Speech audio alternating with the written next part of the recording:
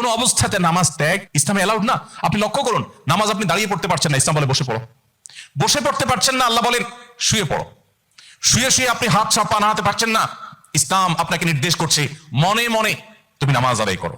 আপনাকে ওযু করে নামাজ পড়তে হবে, ওযু করতে পারছেন না, ইসলাম বলে তুমি তায়াম্মুম করো। আপনি তায়াম্মুম করতে যদি অপারগ হন, তায়াম্মুমের ব্যবস্থা নাই, ওযুর ব্যবস্থা নাই, তাহলে যে অবস্থায় আছেন সে অবস্থা আপনাকে নামাজ আদায় করতে হবে। নামাজের জন্য সতর ঢাকা ফরজ, কিন্তু এমন কোন পরিস্থিতি আছেন আল্লাহ মাফ করুক আপনার সতর ঢাকার ব্যবস্থা নেই, তাহলে ওই অবস্থায় আপনাকে নামাজ আদায় করতে হবে। আপনি যদি এমন কোন পরিবেশে থাকেন যেখানে আপনার পবিত্র কাপড় থাকা নামাজের জন্য পূর্ব শর্ত, অথচ আপনার কাছে পবিত্র কোনো কাপড় নাই, তো ইসলাম ওই অবস্থা আপনাকে নামাজ পড়তে বলে। কেবলার দিকে ফিরে নামাজ পড়া ফরজ, কিন্তু কেবলা কোন দিকে আপনি জানেন না, জানার কোনো উপায় নাই, কাউকে জিজ্ঞেস করেও জানার ব্যবস্থা নেই, আপনার কম্পাসেরও সার্ভিস আপনার কাছে নাই, কোনোভাবে কেবলা নিরূপণ আপনি করতে পারছেন না। এইরকম পরিস্থিতিতে অনুমান করে এই দিকে কেবলা হতে পারে ধারণা করে সেই দিকে ফিরে নামাজ পড়তে হবে, তারপর আপনাকে নামাজ আদায় করতে হবে। ভাইরা আমার, নামাজের গুরুত্ব এত বেশি বুঝেছেন সাহাবা ইকরাম যে যুদ্ধের মধ্যে, রণাঙ্গনের মধ্যে পর্যন্ত তীর এসে লেগেছে পায়ে, কিন্তু নামাজ ছাড়েননি।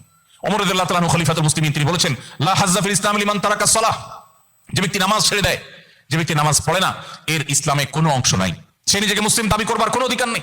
এই জন্য ভাইরা আমার, আপনি অন্য অনেক কিছুতে ছাড় পাবেন, রোজা রাখতে পারছেন না, আল্লাহ রাব্বুল আলামিন কোরআনে কারিমে বলেছেন ওয়া আলাল্লাযিনা ইউতিকুনাহু ফিদিয়াতু তুআমু মিসকিন। কিছু মানুষ রমজানে এমন অবস্থা আছেন যে এখন রোজা রাখতে পারছেন না, তাদেরকে আল্লাহ বলেছেন ফামান কানা মিনকুম মারিদান আও আলা সাফারিন ফাআদ্দাতুম মিন আইয়ামিন উখার।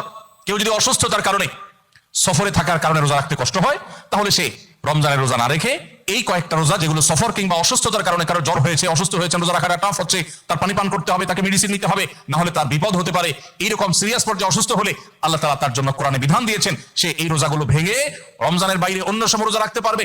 আর যদি কারো রোজা রাখার ক্ষমতা একেবারে শেষ হয়ে যায়, ওয়া আলাল্লাযিনা ইউতিকুনাহু ফিদিয়াতু তুআমু মিসকিন, কারো রোজা রাখার একেবারে ক্ষমতা নেই, তিনি অসুস্থ হয়ে পড়েছেন, বার্ধক্যজনিত কষ্টে তিনি বয়সের শেষ প্রান্তে এসেছেন, রোজা রাখতে পারেন না, আর এই ব্যক্তির জন্য রোজার বিকল্প হিসাবে খাদ্য বিতরণ করতে বলা হয়েছে। মিসকিনকে, একজন মিসকিনকে একদিনের খাবার দিয়ে দিলে একটা রোজার বিকল্প হয়ে যায়। এইরকম ব্যক্তির, যে ব্যক্তি রোজা রাখার ক্ষমতা নাই বার্ধক্যজনিত কারণে, অথবা এমন অসুস্থতা যে অসুস্থতাতে কখনো আর সুস্থ হওয়ার সম্ভাবনা নেই, তার জন্য ফিদিয়ার ব্যবস্থা রেখেছে ইসলাম। কিন্তু নামাজের ব্যাপারে ইসলাম কোনো বিকল্প দেয় নাই। ভাইরা আমার, নামাজ এমন একটা ইবাদত যে এটার কোনো বিকল্প না, যে ঠিক আছে নামাজ পড়তে পারো না, তুমি সাদকা দিয়ে দাও, এটা হয়ে যাবে, এরকম কোনো বিধান করা দিতে নাই।